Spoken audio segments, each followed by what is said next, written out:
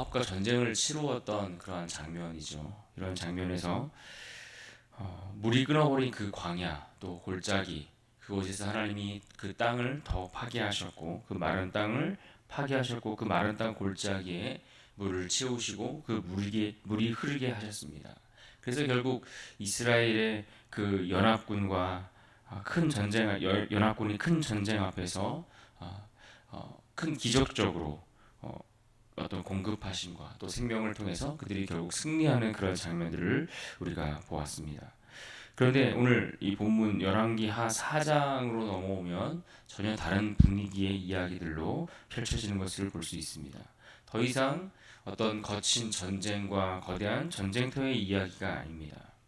더 이상 왕들의 이름이 언급되는 것도 아닙니다. 오히려 오늘 본문 속에서는 이제 이름조차 제대로 소개되지 않고 있는 한 과부, 한 여인, 그리고 한 선지자 생도의 부엌이나 그들의 방 이런 것들이 하나의 무대가 되고 배경이 되는 것을 볼 수가 있습니다. 1절을 보실까요? 선지자의 제자들이 아내 중에 한 여인이 엘리사에게 부르짖어 이르되 당신의 종 나의 남편이 이미 죽었는데 당신의 종이 여호와를 경외한 줄은 당신이 아시는 바니이다. 이제 빚준 사람이 와서 나의 두 아이를 데려가 그의 종을 삼고자 하나이다 하니. 배경이 이와 같이 왜 급격하게 변하고 전환이 일어나고 있을까요? 그것은 하나님이 왕과 또 전쟁과 같은 그런 일들 속에서만 나타나고 일하시고 역사하시는 분이 아니라 이처럼 외롭고 연약한 한 사람 또 그의 한 가정 우리의 개인의 그러한 삶 가운데 깊이 개입하시는 그러한 하나님이시기 때문에 그렇습니다.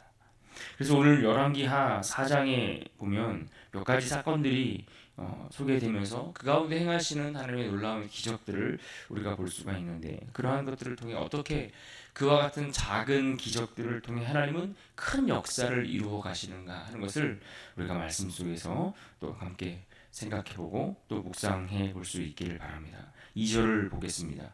엘리사가 그에게 이르되 내가 너를 위하여 어떻게 하랴? 내 집에 무엇이 있는지 내게 말하라.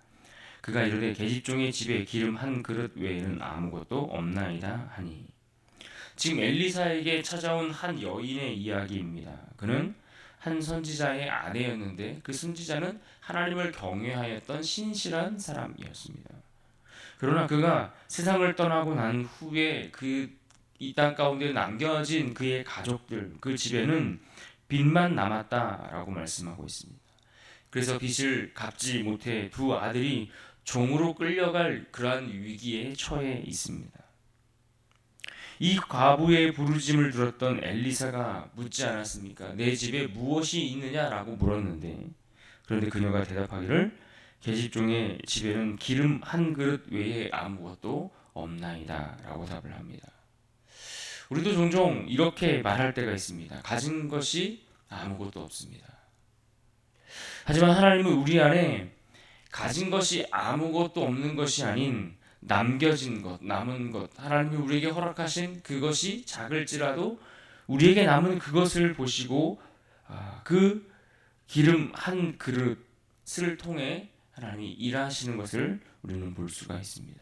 오늘 본문 속에서도 그녀에게 남겨져 있었던 남아 있었던 기름 한 그릇이 바로 기적을 일으키는 시작점이 되고 있습니다. 하나님께서 우리에게 남겨두신 그것을 바라보는 믿음, 이것이 오늘 우리에게 필요한 믿음 아니겠습니까? 계속되는 그들의 대화를 보면 이 엘리사의 말에 이 선지생도의 아내였던 그녀가 그대로 순종하는 그러한 모습을 볼 수 있습니다.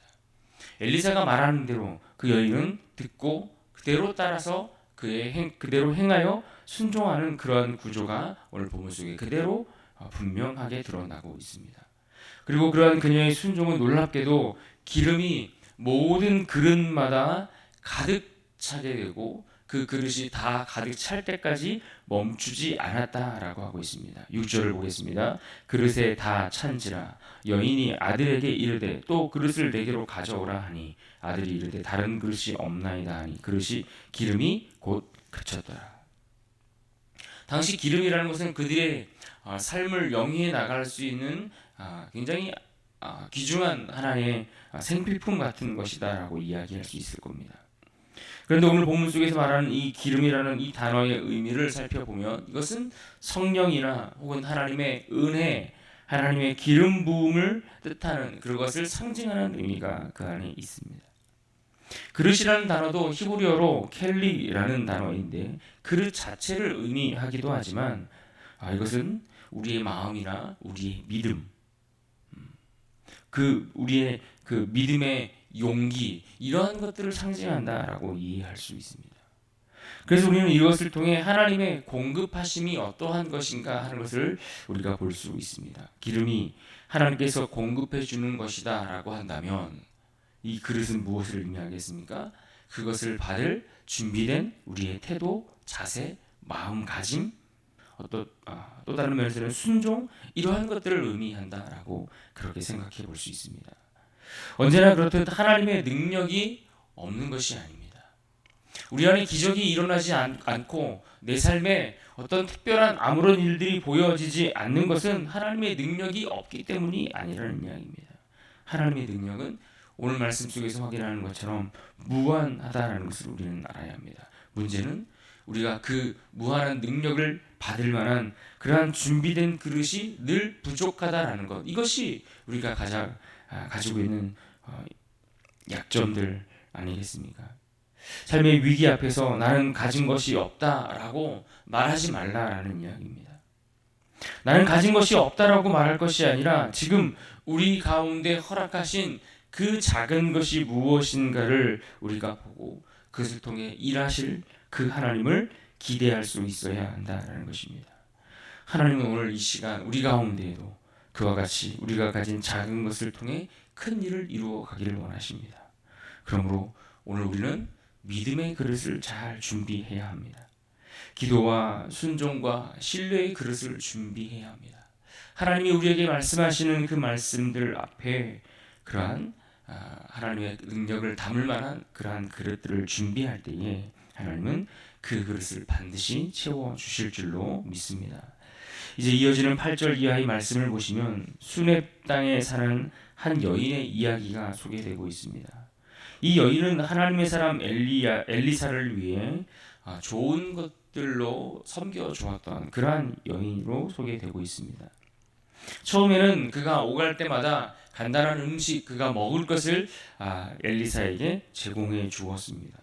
그렇게 섬겼던 그녀의 섬김은 점점 엘리사를 위해 침상과 책상과 의자와 촛대까지 준비하여 그에게 방을 내어주는, 그를 그렇게 섬겨주었던 그의 헌신과 수고를 이야기해 주고 있습니다. 그런데 오늘 말씀에 보면 그녀는 분명 이러한 섬김, 이러한 수고, 이러한 애씀 가운데 그녀에게 그녀가 이 엘리사에게 어떤 대가를 기대하고 바라고 하는 것이 아니었다는 것입니다.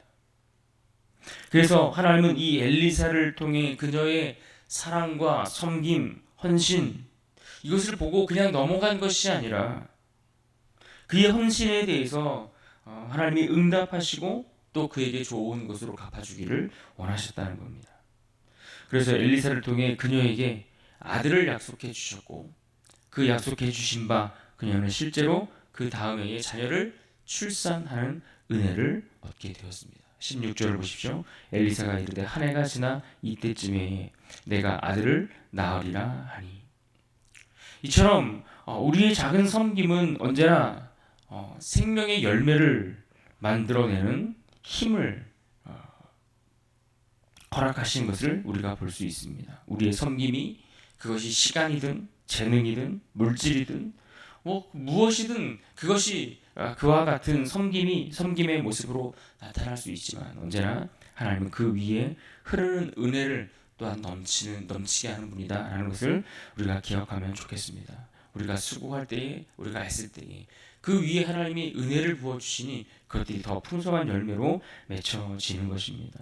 그런데 문제는 그렇게 아들을 낳고 난 이후에 이어지는 또 하나의 사건입니다. 그 아이가 자랐습니다. 그 아이가 잘 장성하고 있는데 그 다음에 이어지는 사건은 무엇입니까? 시간이 지나 아들이 자랐는데 어느 날 갑작스럽게 머리가 아프다라고 하며 그 아이가 어머니 무릎 위에 누운 채 그렇게 숨을 거두고 말았습니다. 그러니 이 어머니 입장에서 이 사건이 얼마나 큰 충격이었겠습니까? 우리 같아도 그런 일들이 있으면 어떻게 반응할까요?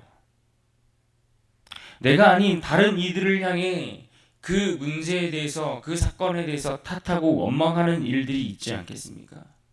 무엇을 특별히 잘못해서 이런 어려운 일이 닥쳐온 것이 아니고, 내가 무엇을 행했기 때문에 그러한 일들이 생긴 것이 아니기에 누구라도 내 문제의 원인이 되어주기를 원하는 마음으로 그 문제에 대해서 남을 탓하거나 누군가를 원망하는 것, 이것이 당연한 일이고 어쩌면 세상의 이치일지도 모르겠습니다.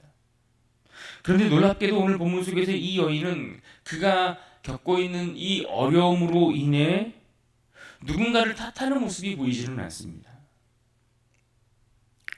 그는 이 문제를 가지고서 누군가를 원망하며 통곡하기보다는 그 문제를 안고 하나님의 사람 엘리사를 찾아 그에게로 달려갔습니다. 그렇습니다. 인생의 문제는 이처럼 늘 하나님께로 가지고 나아갈 때에 회복을 누릴 수 있습니다. 우리의 삶에도 이런 수냄 여인의 상황과 같은, 죽을 것 같은 그러한 상황과 문제가 우리에게 찾아오기 마련입니다. 영혼이 죽어가기도 하고 사랑이 식어가기도 하며 꿈이 무너지는 그러한 인생의 순간들을 우리는 경험할 수 있습니다. 여러분, 그럴 때마다 우리는 어떻게 해야 하겠습니까? 오늘 말씀 속에서 보여줬던 이 여인의 모습처럼, 엘리사를 찾아간 이 수냄 여인처럼 우리는 그 문제를 가지고 믿음으로 하나님을 붙들 수 있어야 합니다.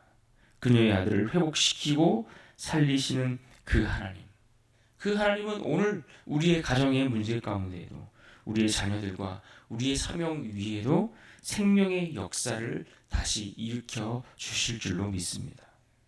오늘 보면 또 이후에 펼쳐지는 몇 가지 사건들이 계속되고 있는데 38절 이하에 나오는 말씀의 사건에서도 동일한 어떤 원리들이 적용되고 있는 것을 볼 수 있습니다. 마치 신약 시대 때에 예수님께서 많은 적은 음식들로 많은 사람들을 먹이시고 그 음식을 거두어 남기셨던 것과 같은 그러한 사건들이 펼쳐지고 있습니다. 결국 이 열왕기하 4장의 말씀 속에서 우리는 무엇을 볼 수 있습니까? 치열한 전쟁터에서의 싸움을 만나는 것이 아닙니다. 어떤 거대한 대적들 앞에서 그들과 싸워야 하는 전쟁의 시끌벅적한 그러한 소리보다는 더 위대한 생명을 살리는 복음의 메시지가 사실 오늘 본문 속에서 발견될 수 있습니다. 순종하는 한 사람, 그 한 사람이 가진 그 작은 그릇의 기름, 그것이 가정을 살리는 역사를 볼 수 있습니다.